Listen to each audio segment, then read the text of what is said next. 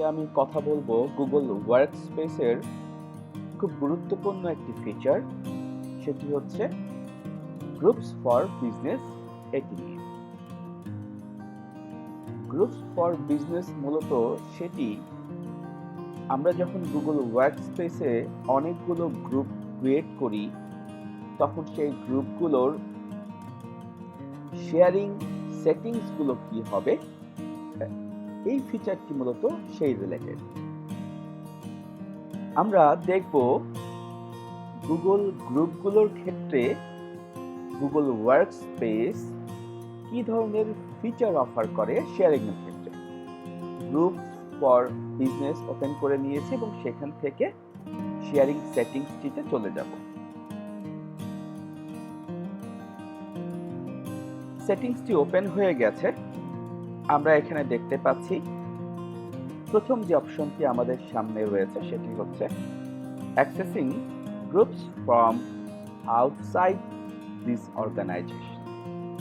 অর্থাৎ যে গ্রুপগুলো আমরা ক্রিয়েট করছি সেগুলো কি সবাই ব্যবহার করবে, নাকি শুধুমাত্র অর্গানাইজেশনের ভিতরের মানুষরা ব্যবহার করবে, সেটি আপনি এখান থেকে নিয়ন্ত্রণ করতে পারবেন। আপনি চাইলে এটি পাবলিক করে দিতে পারেন অথবা আপনি প্রাইভেট রাখতে পারেন। এরপরে যে অপশনটি আসছে সেটি হচ্ছে ক্রিয়েটিং গ্রুপস। গ্রুপ তৈরি করার ক্ষেত্রে কারা কারা আসলে সক্ষম।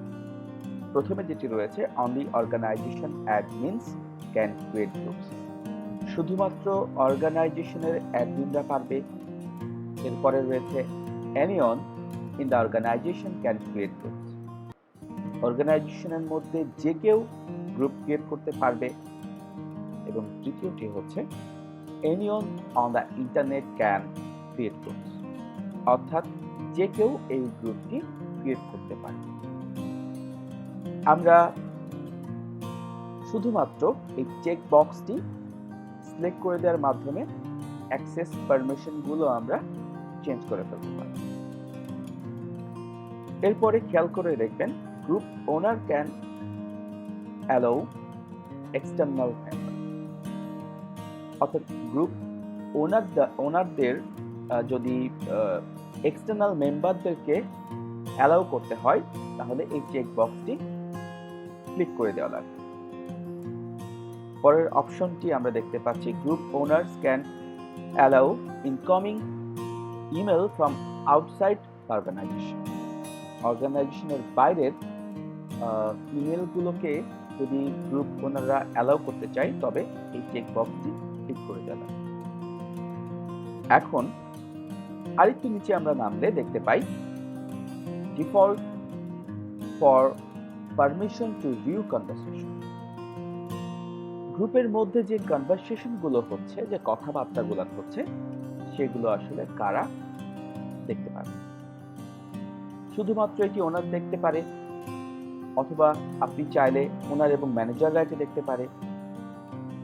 আপনি যদি নির্ধারণ করেন সমস্ত গ্রুপ মেম্বার সেটি দেখবে, আপনি সেটাও করতে পারবেন। অথবা অর্গানাইজেশনের সমস্ত ইউজাররা, ইমেল ইউজাররা এটি দেখতে পারে। অথবা অ্যানিয়ন অন দ্য, যদি সেটিংসের প্রথমে এটি পাবলিক করা থাকে তবে এটি ইন্টারনেটে সবাই দেখতে পারে। এরপরে যেটি আসছে সেটি হচ্ছে group owners can hide group from the directory.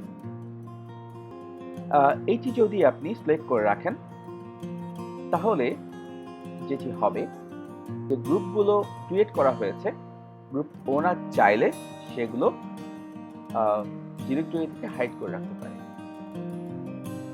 অথবা hide newly created groups from the directory. অর্থাৎ যদি নতুন কোনো গ্রুপ, এমন গ্রুপ খুব সম্প্রতি ক্রিয়েট হয়েছে, সেগুলো যদি আপনি হাইড করতে চান সেটিও করতে পারেন। তো এইভাবে আপনি খুব সহজেই আপনার গুগল গ্রুপসগুলোর জন্য যে শেয়ারিং সেটিংস বা শেয়ারিং পারমিশন সেটি নির্ধারণ করতে পারবেন। এটি আপনাকে আরো সিকিউর ওয়েতে গ্রুপের কর্মকাণ্ডগুলো পরিচালনা করতে সহায়তা করবে। এখন এই সবগুলো যখন নির্ধারণ হয়ে গেল, জাস্ট সেভ করে